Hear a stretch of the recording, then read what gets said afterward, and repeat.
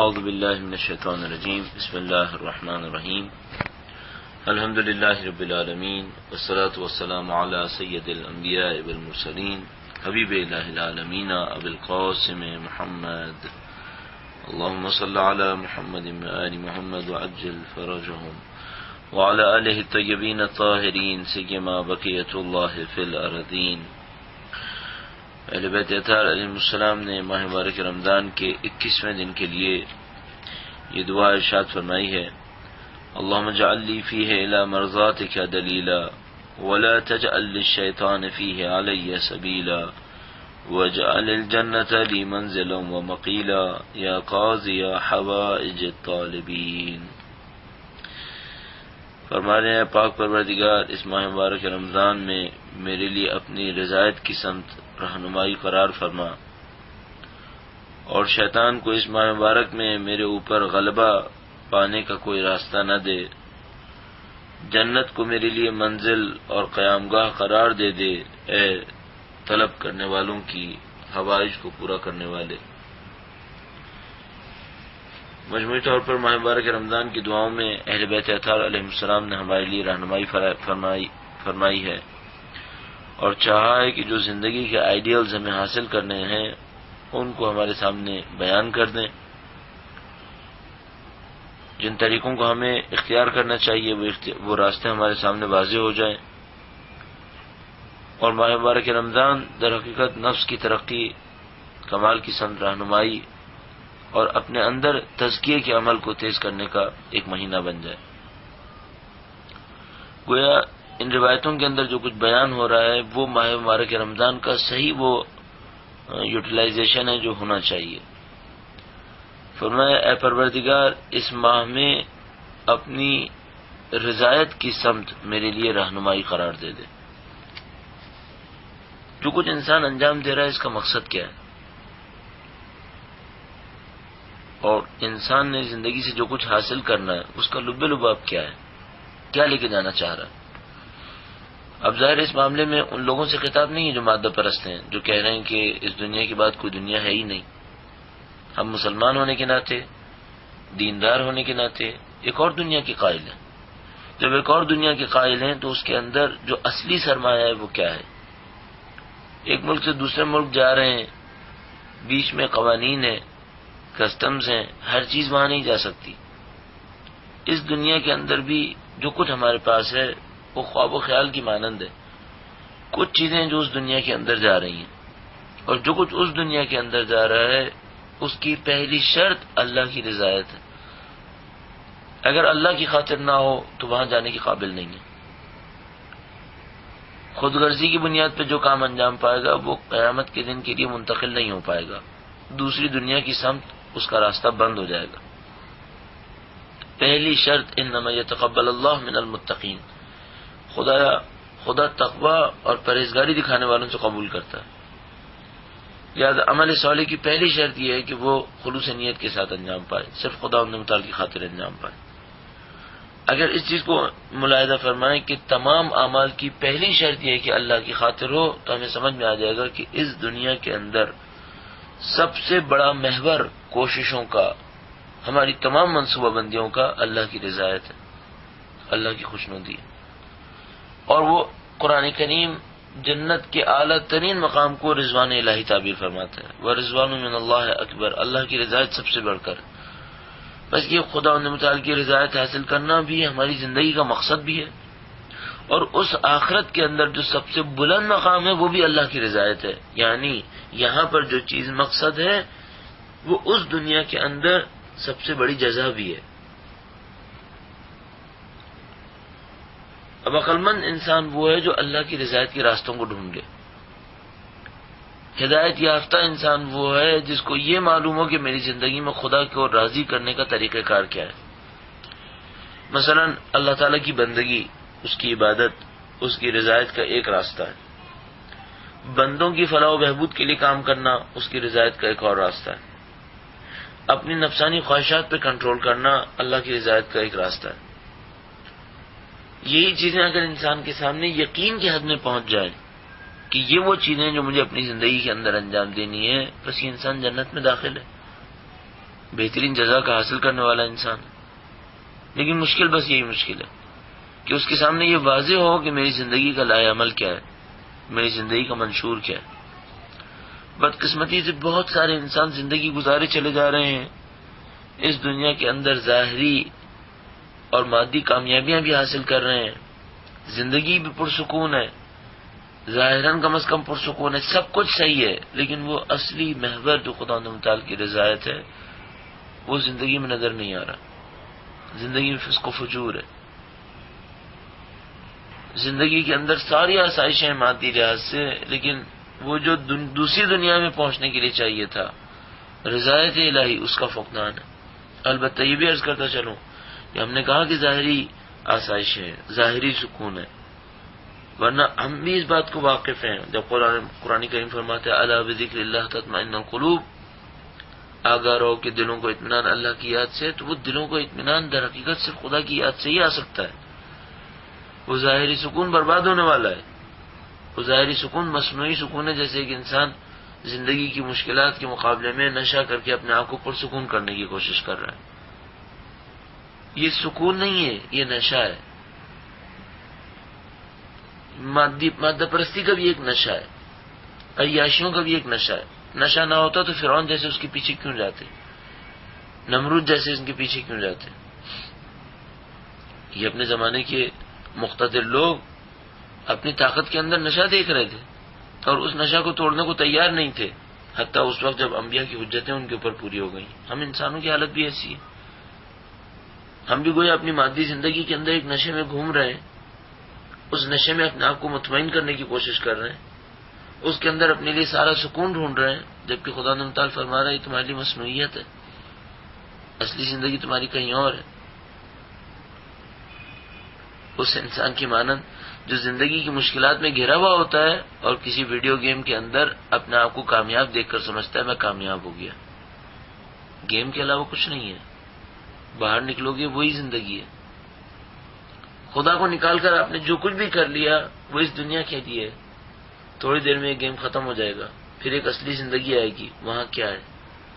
اس کی خاطر فرمایا کہ اے خدایا اس ماہ مبارک رمضان میں میرے لیے اپنی رضایت کی سمت رہنمائی قرار دے دے، مجھے پتہ چل جائے تیری رضایت کیسے حاصل کرنی ہے. اور الحمدللہ اہل بیت اطہار علیہ السلام کی تعلیمات نظریاتی طور پہ واضح کر رہی ہیں، بس ہمیں اپنی عقل کو استعمال کر کے عمل کے میدان میں اس پر عمل کرنا ہے. وَلَا تَجْعَلْ لِلشَّيْطَانِ فِيهَا عَلَيَّ سَبِيلًا، اے پروردگار اس ماہ مبارک رمضان میں اور اس دن میں شیطان کو میرے اوپر غالب آنے کے لیے کوئی راستہ نہ دے. اب یہ تعبیر عجیب تعبیر ہے. اگر آپ کے ذہن میں ہو تو ہمارے پاس ماہ مبارک رمضان کے بارے میں موجود ہے کہ شیطان اس کے اندر جکڑ دیا جاتا ہے. کہیں پر تعبیر لکھی ہوئی ہے کہ شیطان ماہ مبارک رمضان میں کہیں چلا جاتا ہے. کچھ عرصے پہلے میں کہیں تبلیغ کے لیے گیا تو وہاں نوٹس بورڈ کے اوپر ایک کارٹون لگا ہوا تھا.